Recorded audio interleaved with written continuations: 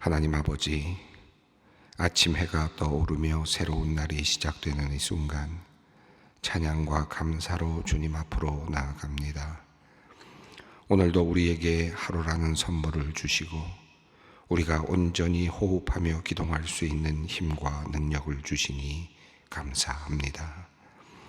주님의 사랑하는 자녀 이온이 오늘 하루도 주님의 빛 가운데로 걸으며 주님의 말씀을 따라 좌로나 우로나 치우치지 않게 하여 주시옵소서. 오늘 우리의 발걸음을 인도하여 주시고 우리가 주님의 지혜로 걷고 친절하게 말하며 은혜로 살아갈 수 있도록 인도하여 주시옵소서. 하나님, 주님의 말씀이 우리의 발에 등불이 되고 우리의 길에 빛이 되기를 원합니다. 그 말씀의 빛으로 오늘 우리가 내리는 모든 선택과 결정에 깨달음과 확신을 주시옵소서. 생명을 살리는 일, 평화를 만드는 일, 하나님의 정의가 세워져 가는 일에 오늘도 우리가 사용되기를 원합니다. 주님, 우리를 사용하여 주시옵소서. 구원의 하나님, 주께서 이스라엘 백성을 이집트 속박에서 구원하신 것처럼 죄에 포로된 우리에게도 참된 자유를 주셨습니다. 주님은 우리 앞에서 바다를 가르시고 길이 없는 곳에 길을 내셨습니다. 주님께서 손을 내미시자 물이 갈라지며 땅이 드러났습니다. 주님께서 말씀하시자 극복할 수 없는 절망이요 장애물처럼 보였던 바다가 자유의 길을 열었고 그것도 칠퍽이며 걷기 힘든 진흙벌이 아니라 걷고 뛰기에 편한 마른 땅으로 변하였습니다.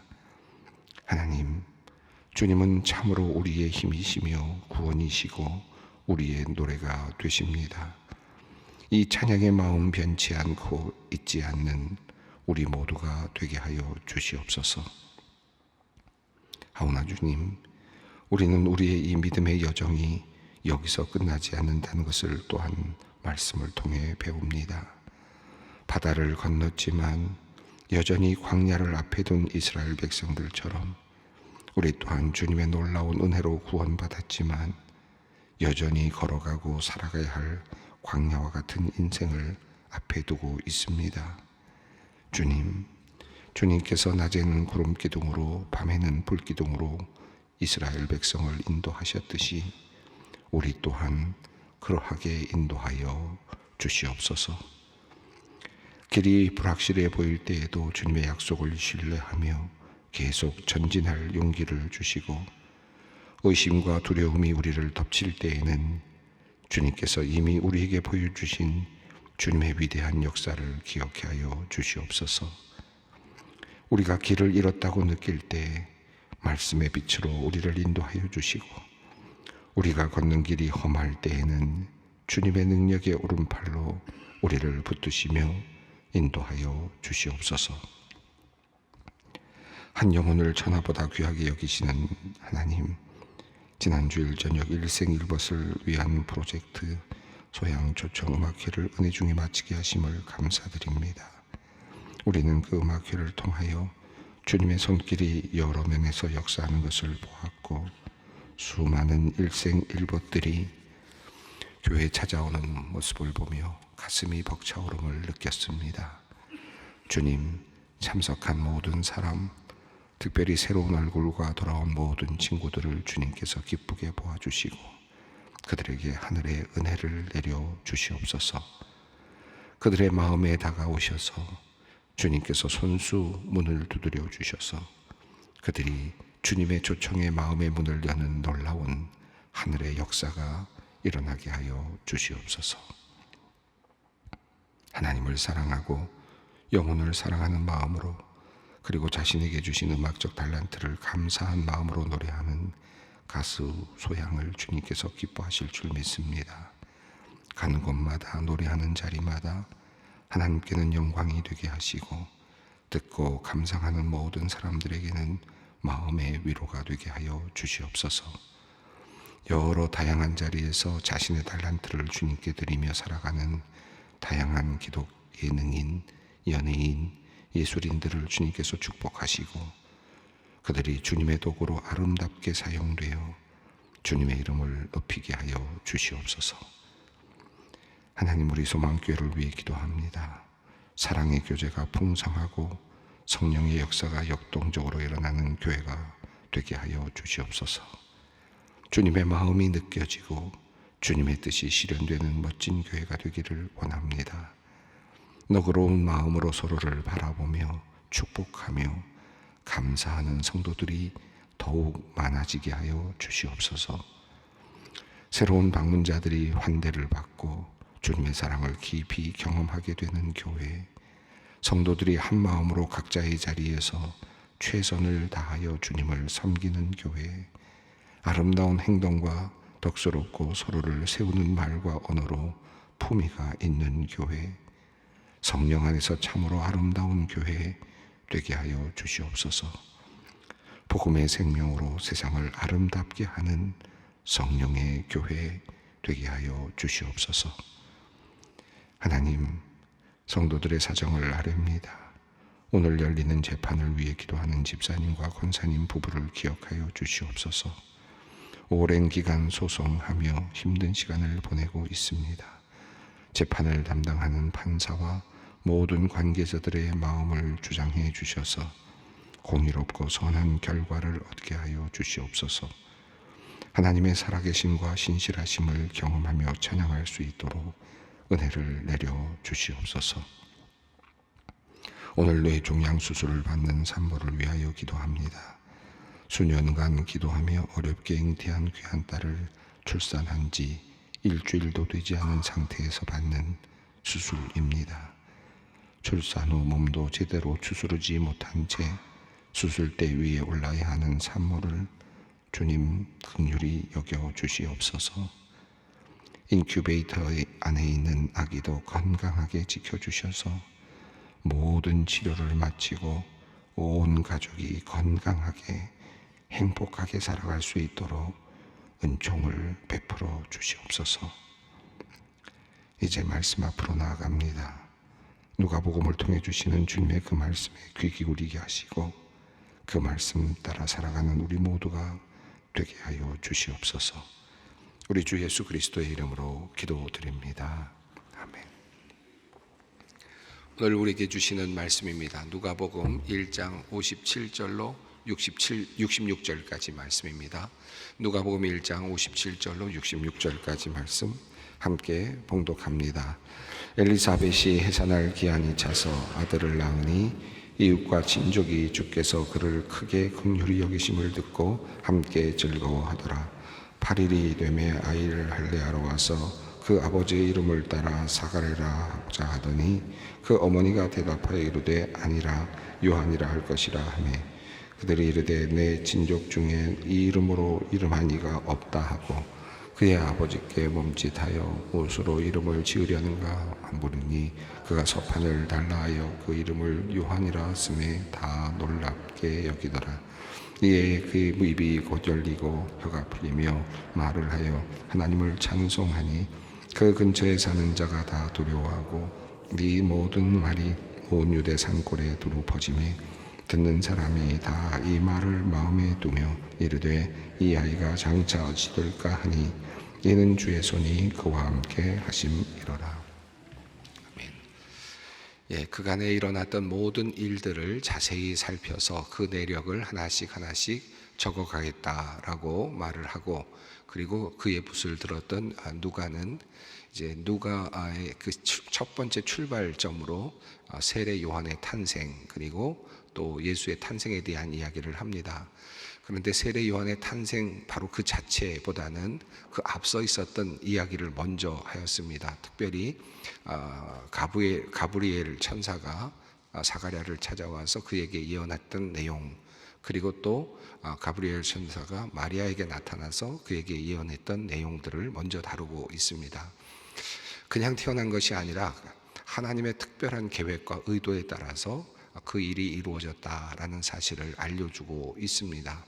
하나님의 구원의 계획이 단순하게 순간적으로 그저 하나의 해프닝처럼 일어난 것이 아니라 오랜 기간 동안에 준비되고 또 준비되었던 일이었고, 그리고 그것은 아주 주도 면밀하게 하나님에 의해서 진행이 되었다라는 사실을 우리에게 알려주고 있습니다. 특별히 누가복음의 시작점에서 누가는 그 모든 이 예언과 모든 일들이 단순하게 그냥 그 시점부터 출발한 것이 아니라 구약의 모든 예언들을 완성하고 또 그것을 충족시키는, 그리고 그 예언이 이루어지는 그런 사건들이었다라는 사실을 말씀해 주었죠. 특별히 말라기서의 마지막 말씀을 그대로 연결하면서 세례 요한의 탄생을 분명하게 드러내 보여주었습니다.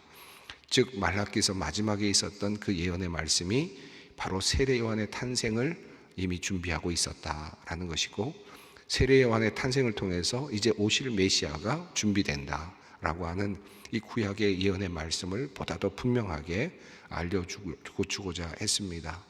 또 마리아를 향한 가브리엘 천사의 예언은 처녀가 잉태하여 아들을 낳을 것이다 라고 하는 구약의 예언의 말씀이 이제 드디어 그것이 현실로 드러나는 장면임을 이미 말씀을 통해서 보여주었습니다. 이렇듯 지금 누가복음의 이야기는 한마디로 말하면 하나님께서 아주 특별하게 이루어 가시는 역사적 그런 시점이었다라는 것을 보여주고 있고, 구약의 모든 예언들이 이제 한 곳으로 모여지는, 예수 그리스도를 향하여 모여지고 있는 그런 모습을 보여주고 있습니다. 누가를 통해서 하나님께서 우리에게 주시고자 하는 메시지는 이 모든 구약의 예언들이 이제 한 곳으로 몰려든다, 모든 것들이 하나의 집중점을 향해서 가고 있다라는 것을 보여주고 있고, 그 집중점에는 바로 예수님의 오심을 준비하는 세례 요한, 그리고 바로 가장 중심이 되시는 하나님의 아들이신 예수님의 탄생, 우리의 구원자의 탄생, 그리스도의 탄생에 대한 이야기가 있다라는 사실을 우리에게 알려주고 있습니다. 이 일에 동원된 존재도 있었습니다. 가브리엘이라고 하는 천사장이라고, 또 다니엘에 나타나는, 그리고 하나님의 비밀을 열어 보여주는 자로 그렇게 등장했던 천사장이 그냥 있는 것이 아니라 이제 이 땅까지 내려와서 사가랴를 만나고 마리아를 만나면서 하나님의 비밀을 직접적으로 풀어주는 그런 역사를 보여주고 있습니다. 정말 놀라운 그런 하나님의 역사가 이제 일어나고 있는데, 우리가 이미 살펴보았습니다마는 사가랴와 엘리사벳의 가문은 제사장 가문이었습니다만, 마리아와 같은 인물은 어떤 확실한 어떤 가문 분명하지 않고, 또 이미 나사렛이라고 하는 이름 없는 동네에 그 동네에 살고 있었던 한 여인, 미천한 여인으로 그렇게 등장을 하고 있습니다. 하나님의 뜻이 이루어지는데, 그 하나님의 모든 예언의 말씀들이 하나같이 이루어지고 있는데, 이 나사렛이라고 하는 이름은 구약에 나오지 않는 이름입니다. 거기서부터 출발을 했습니다. 왜 그랬을까? 이제 뒤에 이어지는 이야기를 보면 베들레헴이라고 하는 이름이 성경에 나왔고 구약에 나왔던 이름이었는데, 왜 메시아는 이 메시아의 탄생 이야기는 나사렛에서부터 출발했을까? 참 놀랍습니다. 가만 생각해 보면 모든 것이 구약에 다 나오는 것 같지만 실제적으로는 그 안에도 하나님의 비밀이 숨겨져 있었고, 또 그 안에는 또 우리가 알지 못하는 또 다른 이야기가 숨겨져 있었다는 것을 나중에 알게 되죠. 베들레헴에서 태어난 후에 그리고 유대왕 헤롯이 그 동네에 있었던 모든 아이들을 다 죽이라고 하는 그 명령, 만약에 그 명령대로라면, 만약에 베들레헴 주변에 한 여인이 살고 있다가 아이를 낳았다면 아마 그곳에서 아이가 죽었겠죠. 이 모든 것들이 다 이어지면서 나사렛이라고는 전혀 알 수 없는 한 동네에 그곳까지 하나님께서는 모든 것을 예비하시고, 또 마리아에게 그 예언의 말씀을 하시고 이제 아이를 준비하고 계시는 것을 봅니다. 누가복음이 우리에게 말하고 있는 1장에서 우리에게 말하고 있는 것은 전적으로 하나님의 구원의 계획이 하나님의 능력과 하나님의 섭리 가운데서 이루어지고 있었다라는 사실을 우리에게 보여주고 있습니다. 자, 성령으로 감동이 된 태어나면서부터 아이가 뱃속에 있을 때부터 성령으로 감동이 된 세례 요한은 뱃속에서 그 아이가 잉태는, 예수가 잉태되는 그것을 보면서 잉태된 아이를 보면서 배에서 뛰놀게 되는 그런 정도의 그런 하나님의 역사가 일어났던 것을 보여주었습니다. 자, 이제 오늘은 이 요한이 이제 어린 요한이 세례 요한이 될 어린 요한이 이제 태어나는 장면입니다. 자, 우선 57절 말씀을 보겠습니다. 엘리사벳이 해산할 기한이 차서 아들을 낳으니, 해산할 기한이 찼다라고 하는 표현이 뭐 그냥 일반적인 것 같지만 이 내용이 해산할 기한이 찼다라는 말은 뒤에 예수님께서 해산할 기간이 차서 태어났다라고 하는 그런 내용과 연결되면서 두 번 반복이 되고요. 또 뒤에 성육신과 관련해서 한 번 더 나옵니다. 그러니까 이 시간이 성취됐다라고 하는 것은, 해산할 기한이 찼다라고 하는 것은 그냥 뭐 9달이 다 됐다, 그냥 그런 의미도 있지만 하나님의 때가 이제 성취됐다라는 그런 의미로 그렇게 조금 더 의미를 부여해서 사용하고 있는 표현이라고 할 수 있겠습니다. 그러니까 단순하게 그냥 아이가 생겨났고 그리고 나서 9달이 됐으니까 태어난다, 그런 의미보다는 해산할 기한이 찼다, 여기서 말하는 시간이 성취되었다라는 그런 뜻으로 더 해석이 가능한 문장입니다.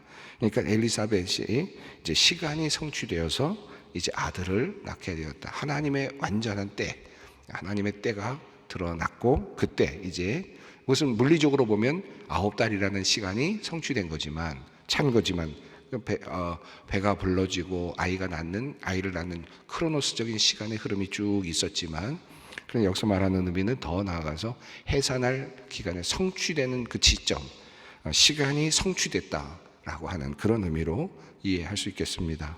자, 그래서 이것은 하나님의 큰 역사적인 사건의 성취로 이 요한의 탄생을 보는 것이죠. 자, 그래서 그렇게 아이가 태어나니까 58절입니다. 함께 읽습니다. 이웃과 친족이 주께서 그를 크게 긍휼히 여기심을 듣고 함께 즐거워하더라.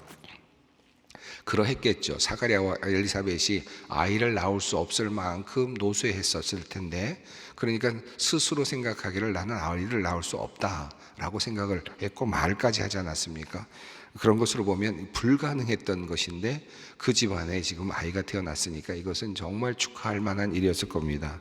이웃들도 놀랐을 것이고 친족들도 놀랐겠죠. 그래서 함께 모두 즐거워하였다라고 그렇게 표현합니다. 그냥 단순하게 즐거워했다라는 표현이 그냥 당연하지, 아이가 태어나니까 즐거워했겠지라고 그렇게 이해할 수 있지만, 1장 14절에서 이미 천사 가브리엘은 이것이 너에게는 기쁨이 되고, 그리고 또 너도 기뻐하게 될 것이고, 또 많은 사람들도 그의 태어남을 기뻐할 것이다, 즐거워할 것이다 라고 예언했던 가브리엘의 예언이 성취되고 있음을 보여주고 있습니다.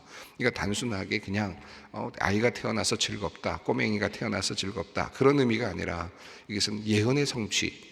그러니까 하나님의 천사장이 사가랴에게 말했던 바로 그 예언대로 지금 모든 많은 사람들이 기뻐하는 일이 일어났다라고 그렇게 표현을 합니다. 여기서 기뻐하는 것은 우선적으로는, 표면적으로는 아이가 태어났으니까 기뻐하는 것이겠지만, 그러나 숨겨져 있는 기뻐한 그 환호는 이제 구원의 역사가 일어난 것에 대한 그들도 알지 못하는 환호, 그 축하, 기쁨, 이것이 그 안에 담겨 있었다. 이중적인 의미가 있는 거죠.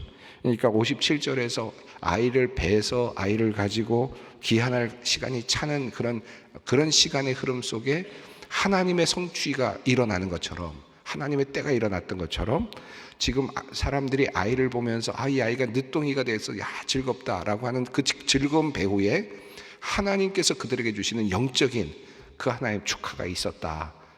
모든 사람들이 그 구원을 기뻐하는 그 내용이 있었는데, 그들은 알지 못하지만 사실 그들도 또 기뻐하게 됩니다. 자, 약속의 성취도 일어나면서 이제 59절로 넘어갑니다. 8일이 되매 아이를 할례하러 와서 그 아버지의 이름을 따라 사가랴라 하고자 하더니, 8일 만에 할례를 하는 것은 구약에 나오는 이스라엘 백성들의 당연한 그런 하나의 그 관례였고, 또 그것이 이스라엘 백성들에게는 하나의 이스라엘 백성으로서 인치는, 이스라엘 백성이 진짜 이스라엘 백성이 되는 그런 의미가 있죠. 이게 나중에 우리 기독교로 넘어와서는 이제 그것이 세례로 바뀌면서 이제 그 우리가 세례를 받지 않습니까? 특별히 유아 세례 받았던 그 초대교회는 8일 만에 세례를 받는 이제 그런 내용들도 나오니까, 이 8이라는 숫자와 또 할례라는 것이 이렇게 연결되는 것은 우리가 잘 알고 있고 또 의미가 있다고 할 수 있겠습니다. 그런데 이 할례를 받을 때 아이의 이름을 지금 정했다라고 하는 것은 조금은 이런 전통이 있구나 생각이 드는데, 구약에서는 아이가 태어나면 아이의 이름을 정하고 그 후에 할례를 받는데, 여기서는 할례를 받는 그 순간에 아이의 이름을 정하는 것으로 이렇게 나옵니다. 예수님의 경우도 그렇게 누가복음에는 표현이 되고 있습니다. 아마 이런 전통도 있었을 수 있겠다 생각이 드는데, 만약에 이런 전통이 있다면 누가복음에서 잘 나타나고 있다라고 볼 수도 있겠습니다. 여기도 어떤 특별한 의미가 있을 수 있겠지만, 지금 할례라는 것과 이름이 지금 같이 이제 지어지고 있다라는 것입니다. 60절 말씀입니다. 그 어머니가 대답하여 이르되 아니라 요한이라 할 것이라 하매. 자, 8일째 되었을 때 사람들이, 가족들이 와서 이 아이의 이름은 사가랴라 하자, 아버지의 이름을 따서 사가랴라고 하자라고 이렇게 이름을 붙이자고 하는 겁니다. 그러니까 사가랴 주니어쯤 되겠죠. 사가랴라고 하자. 아버지가 사가랴인데 아들 이름을 사가랴 주니어쯤 되겠습니다. 이런 이름으로 가문이 쓰고 있는 이름이 있었던 거죠. 그래서 당연히 이 아이는 이제 우리로 말하면 여러 가지 이제 이름을 질 때마다 가문마다 이게 이름 돌림자가 있지 않습니까? 그런 것처럼 여기도 지금 이 가문이 가지고 있는 이름의 어떤 나름의 어떤 그 정신과 순서가 있었던 것 같아요. 그래서 사가랴라고 하자라고 하는 그런 마음들이 모여졌는데, 그런데 어머니는 바로 말합니다. 60절입니다. 그 어머니가 대답하여 이르되 아니라 요한이라 할 것이라 하매. 자, 요한이라고 하라라고 하는 요 명령은 가브리엘이 사가랴에게 명령을 한 겁니다. 그렇게 알려준 거죠. 그 아이가 태어날 것이니까 그 아이 이름을 요한이라고 해라. 그리고 나서 사가랴는 말을 못하게 됐어요. 그리고 엘리사벳에게는 요한이라고 하라는 이름이 주어지지는 않았습니다. 성경상으로는 그렇죠. 그런데 어머니는 대답하기를 아니다, 요한이라고 해야 됩니다. 아주 과감하게 그렇게 이야기를 합니다. 이 이름을 짓는 것은 아버지와 그 가족들이 짓는 것인데, 어머니가 나서서 이렇게 이야기하는 것은 굉장히 드문 케이스였는데, 엘리사벳은 지금 말 못하는 사가랴를 대신해서 요한이라는 이름을 분명하게 이야기합니다.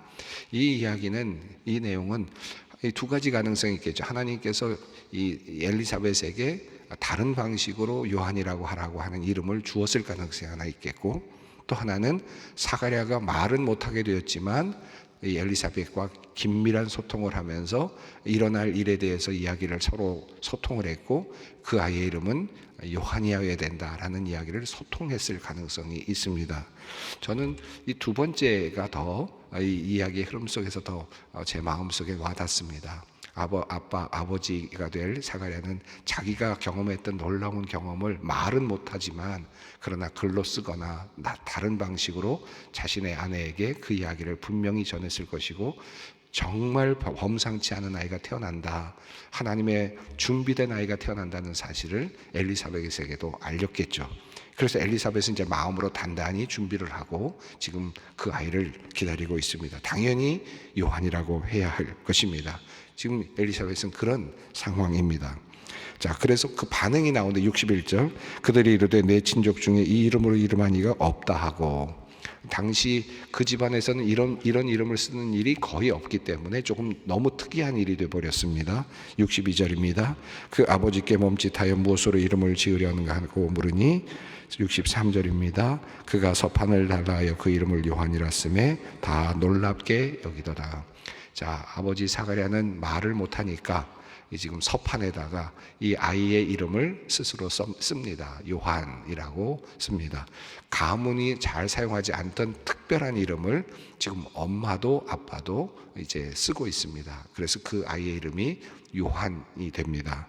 그냥 얻은 이름이 아니고, 그리고 그냥 내려가는 이름의 순차가 아닌, 이 가문에는 특별한 이름으로 주어진, 어찌 보면은 그러니까 하나님의 능력으로 지금 아이가 태어나게 됐는데, 이 가문을 잇는 의미가 아닌 새로운 이름이죠. 그러니까 가문에 지금까지 내려왔던 그 가문에서 내려왔던 이름의 순찰을 따라가는 것이 아니라 새로운 이름으로, 하나님께서 주신 이름으로 따라가니까 이것은 하나님의 소명이 있는 겁니다. 특별한 하나님의 소명이 있다는 것을 알려주고 있습니다. 자, 그러자 이제 그의 입이 열립니다. 64절 65절입니다. 이에 그 입이 곧 열리고 혀가 풀리며 말을 하여 하나님을 찬송하니 그 근처에 사는 자가 다 두려워하고 이 모든 말이 온 유대 산골에 두루 퍼지매. 66절입니다. 듣는 사람이 다 이 말을 마음에 두며 이르되 이 아이가 장차 어찌 될까 하니 이는 주의 손이 그와 함께 하심이라라. 드디어 요한이라고 하는 이름을 쓰자. 이 요한이라는 이름을 쓴다는 말은 이 가브리엘 천사의 예언을 그대로 받아들였다, 믿음으로 받아들였다는 것이고, 이 아이가 하나님의 은혜로 태어났다는 것을 그가 반응으로 보여준 것이고, 이름을 붙였다는 얘기는 이제 하나님의 그 모든 섭리를 받아들이는 것이었기 때문에 바로 그 자리에서 입이 열렸습니다. 그리고 하나님을 찬송하고 말을 하기 시작했다. 무슨 말을 했겠습니까? 여기 보면 뭐 어떤 말을 했다는 내용은 없지만 그간 일어났던 일을 얘기했겠죠. 그가 만났던 천사에 대한 이야기를 했겠죠. 이 아이가 어떻게 될 것이다 라고 하는, 아이의 이름을 이렇게 붙이라고 하는 이야기를 했다는 것도 말을 했겠죠. 그러니까 그 옆에 있던 사람들이 다 듣고 놀라고 기대를 합니다. 이 아이가 도대체 어떤 사람일까? 장차 어떻게 될 존재일까? 어떤 사람일까? 다 두려워하며 기대를 하게 되었다. 자, 이렇게 이야기가 진행이 됩니다. 자, 세례 요한의 탄생은 이렇게 하나님의 주도에 따라서, 그리고 하나님의 특별한 계시적 사건에 따라서 이루어지고 있었습니다. 그는 이제 이렇게 하나님의 큰 계획에 따라서 태어나고, 그리고 이제 하나님의 사역에 이제 동참을 하게 됩니다. 글쎄, 오늘 이런 이야기를 읽으면서 세례 요한이 그랬구나라는 생각을 하면서 받아들이겠지만, 한편으로는 이것을 우리의 삶 속에서도 조금 적용할 필요는 있을 것 같습니다. 특별한 하나님의 역사이시죠. 세례 요한의 탄생, 그리고 예수 그리스도의 탄생, 그리고 또 그 모든 것들이 구약에서 이루어졌던, 말씀했던 그 모든 것들이 마침내 이루어지는 하나님의 역사적 섭리, 이런 것들이 오늘 본문 속에서 잘 나타났습니다. 그러나 한편으로 또 생각해 보면 이 안에 있는 사람들 역시도 이미 준비된 사람들이었습니다. 사가랴, 마리아, 또 엘리사벳, 그 옆에 있는 사람들까지도 다 이미 하나님의 준비된 사람들로서 역할을 감당하고 있습니다. 하나님의 역사는 이렇게 이루어지는구나 하는 것을 생각하게 된다면, 우리 자신들도 돌아보면서 이 모든 나의 삶의 의미도, 내가 살아가고 있는 이유도, 그리고 내가 여기에 있는 이유도, 모든 것도 다 하나님의 큰 섭리 가운데 있다라는 사실을 또 받아들이게 되지 않겠습니까? 하나님의 역사가 일어나고, 또 나도 여기에 있고, 내가 있는 이유도 또 하나님의 큰 역사의 큰 계획 가운데 있다라는 사실을 받아들이는 것, 이것도 오늘 우리가 이 말씀을 읽으면서 또 하나의 가닥으로 얻을 수 있는 그런 하나의 위로가 아닐까 하는 생각이 듭니다. 이 말씀 붙잡고 우리 함께 기도의 자리로 나아가겠습니다. 하늘에 계신 우리 아버지, 아버지의 이름을 거룩하게 하시며 아버지의 나라가 오게 하시며 아버지의 뜻이 하늘에서와 같이 땅에서도 이루어지게 하소서. 오늘 우리에게 일용할 양식을 주시고, 우리가 우리에게 잘못한 사람을 용서하여 준 것 같이 우리 죄를 용서하여 주시고, 우리를 시험에 빠지지 않게 하시고 악에서 구하소서. 나라와 권능과 영광이 영원히 아버지의 것입니다. 아멘.